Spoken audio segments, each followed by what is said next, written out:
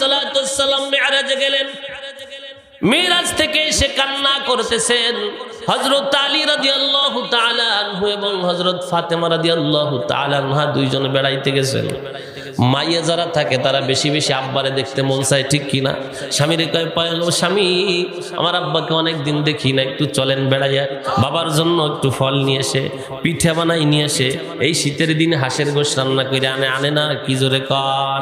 ভালো একটু রান্না করলে মাইয়া তার সন্তানকে বলে, ও বাজান, তোর নানা কি খাইছে না কি খাইছে, যা টিফিন কারির বাটিতে নিয়ে যা, টিফিন বক্সে একটু দিয়ে দে, আমার আব্বারে দিয়ে, ঠিক না বেঠিক? কিন্তু সন্তান শাশুড়ির আইনা কত প্রকার গোশত খায়, ঢাকার শহর বন্ধু বান্ধবকে দাওয়াত দিয়ে খাওয়ায়, বুড়ো মা বুড়ো বাপ বাড়িতে কি খায় খবর নেওয়ার টাইম নাই, ঠিক না বেঠিক? কিন্তু ওই তো সেই মা, ওই তো সেই বাবা, তুমি কোনো কিছু খাইতে চাইলে বাবার জীবন বাজি রেখা খাওয়াইছে, ঠিক কিনা? টাকা হাওলাত করে আনছে, না পারলে চুরি করে হলেও খাওয়াইছে, ঠিক না বেঠিক?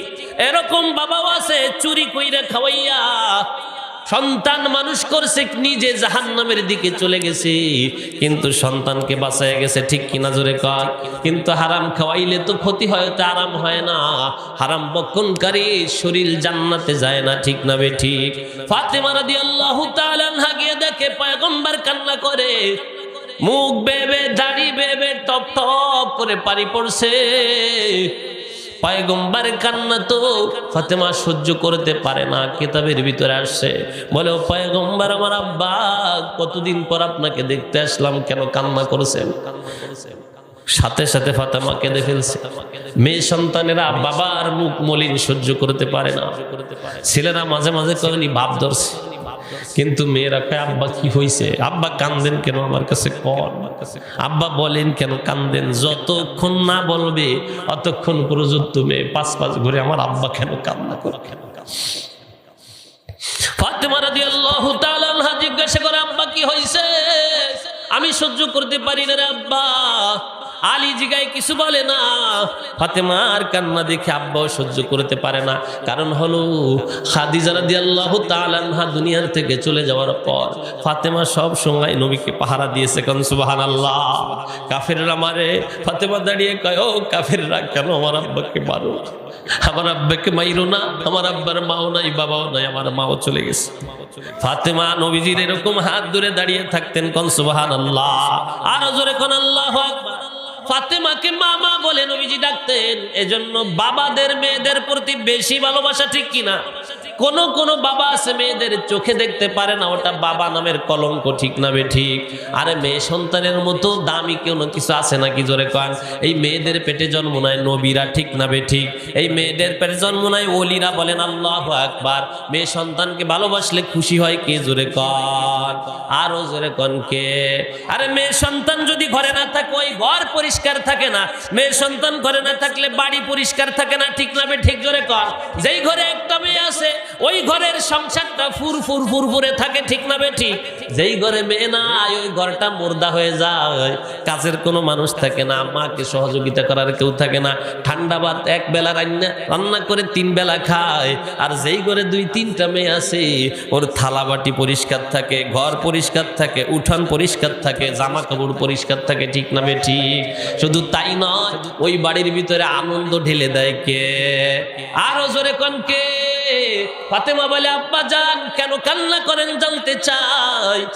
আল্লাহর নবী ডেকে বলে, ফাতেমা, ও মা, তুমি কান্না করো না, তোমার কান্না আমি সহ্য করতে পারি না। ফাতেমা ডেকে বলে, আব্বা আপনি কাঁদলে তো আমার কলিজা ছিঁড়ে যায়, বলেন কেন কান্না করেন?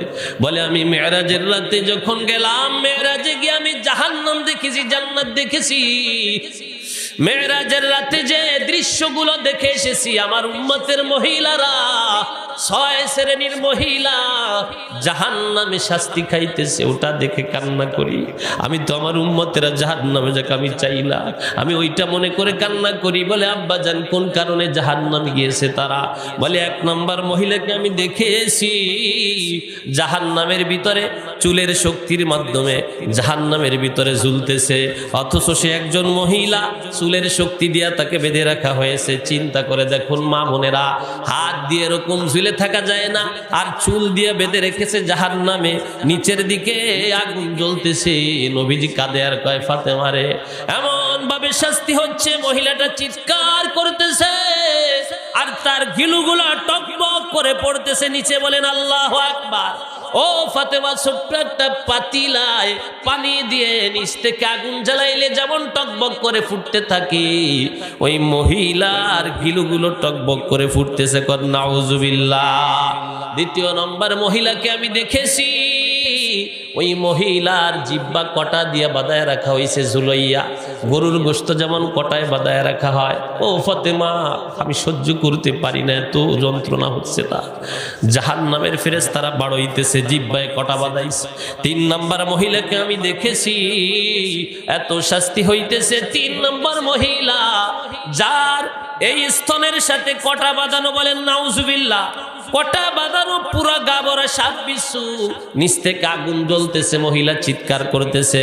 জিবরিলকে বললাম এরা কারা?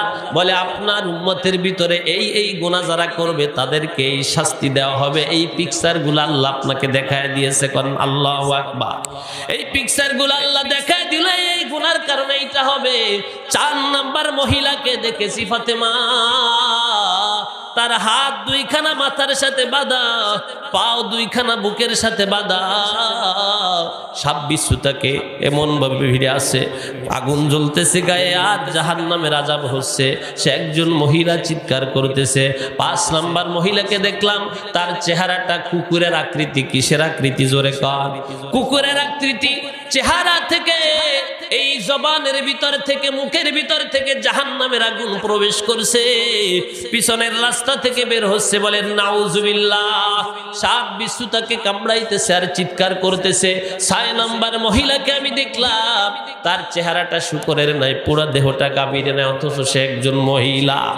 আল্লাহর পয়গম্বরের মেয়ে বলে, ও পয়গম্বর, কোন কোন গুনার কারণে এটা হলো? বলে এক নাম্বার মহিলা, যে চুলের শক্তির মাধ্যমে যাকে বেঁধে রাখা হয়েছে, ওই মহিলার গুনাহ ছিল, ওই মহিলা পর পুরুষের সামনে যাইতো, পর্দা করতো না, মাথায় কাপড় দিত না, বেপর্দা হয়ে চলতো, পুরুষদেরকে ধোঁকা দিত, পুরুষদেরকে ধোঁকা দিয়ে দিয়ে বোকা বানাইতো, পুরুষদের সাথে অবাধে মেলামেশা করতো, পর্দার কথা বললে সে আরো টিটকারি করতো। এই গুনার কারণ হলো কি? বলে মহিলারা পর্দা না করলে এই শাস্তি দেবে কে? আরো জোরে কোন কে? এই শাস্তি কেন দিবে? বলে পর্দা করে নাই। বলে ফাতেমার কি জানতে চাও? বলে আব্বা পুরোটা জানায় দেন, আমার যদি এই দোষ ভিতরে থাকে আমি ভালো হয়ে যাব। এই দোষ কি আমার ভিতরে আছে কিনা?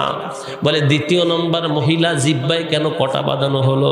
বলে ওই মহিলার দোষ ছিল স্বামীকে বেশি বেশি কষ্ট দিত, জিহ্বা দ্বারা বড় কষ্ট দিত স্বামীকে। সারাদিন স্বামী কষ্ট করতো ওর সুখের আশায়। স্বামী এক গ্লাস পানি চাইলে জিহ্বা দিয়ে বলতো পারবো না, ডাইলে খাও।